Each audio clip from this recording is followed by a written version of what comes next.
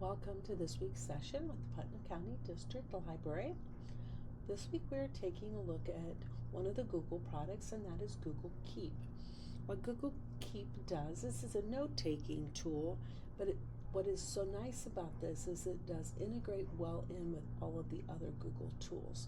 So we're going to show you how Google Keep works today and how it integrates in with the any of the other tools that you might be using.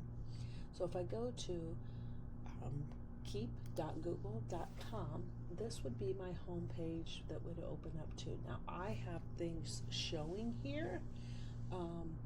You would not necessarily have these if you did not and had not used this in the past. You also would have a message about using the dark mode. I do not have that because I've been to and shown that, have used that mode before. So to get to that and to see that, it's always under the gear here with your settings. And if I go to settings, right here I can enable the dark mode. So now all you have, and sometimes this works better for people depending on vision wise and what you want to see.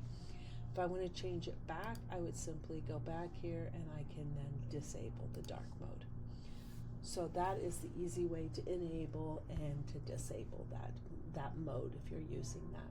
So we're just going to go across here, and we'll go across right here at the top where we have take a note. We have the option here. When we click on this, just saying we're going to take a note, I would then put in whatever that information is that I might want to have. The first thing that I would want to do would be to title that.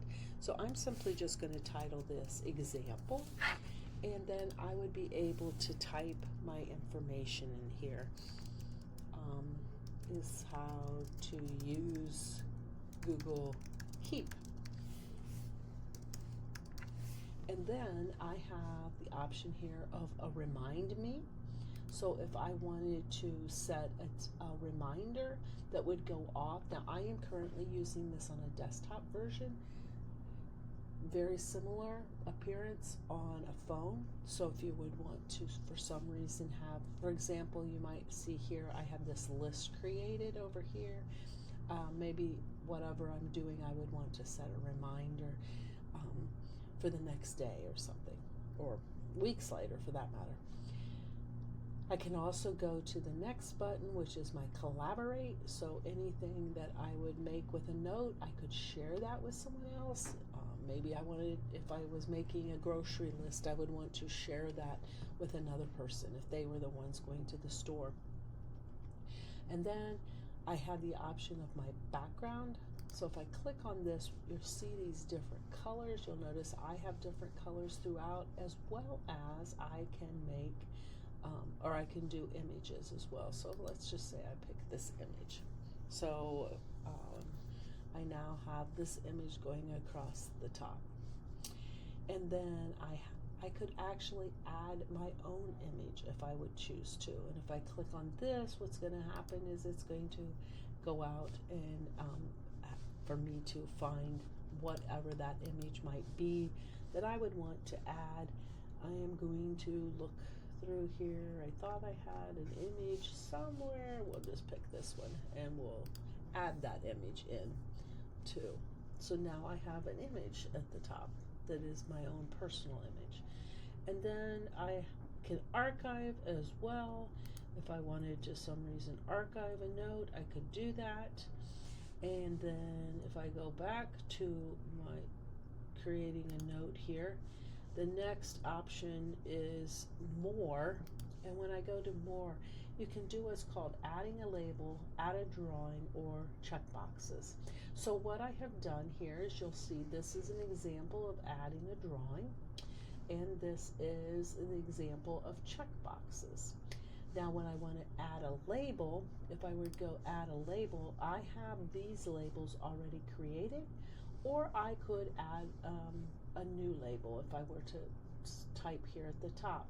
So if I were to just simply type in a word here, I now would have a second, or I shouldn't say a second, an additional label.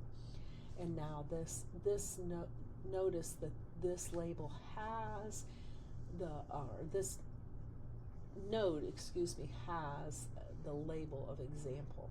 If you look down below here, you can see I have all of these labels here. Notice it has personal, it has library, etc. that has been added. One more time here, if I go back to creating an actual label, let's go back here where once again the more was at. This is where if I were to do a checkbox, so if I were to say I'm making my grocery list,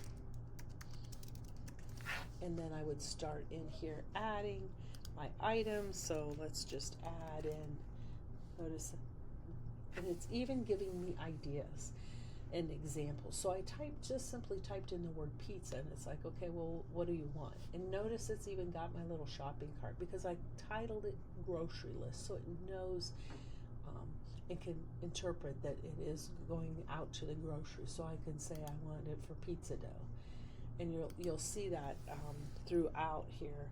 If I were to say,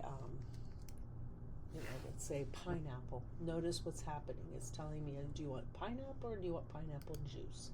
So you'll see those examples that might pop up to tell you. And then I can always undo.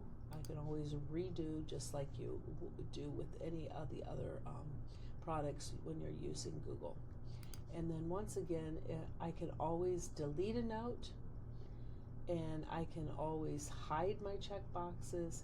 And this is where if I want to copy it to Google Docs.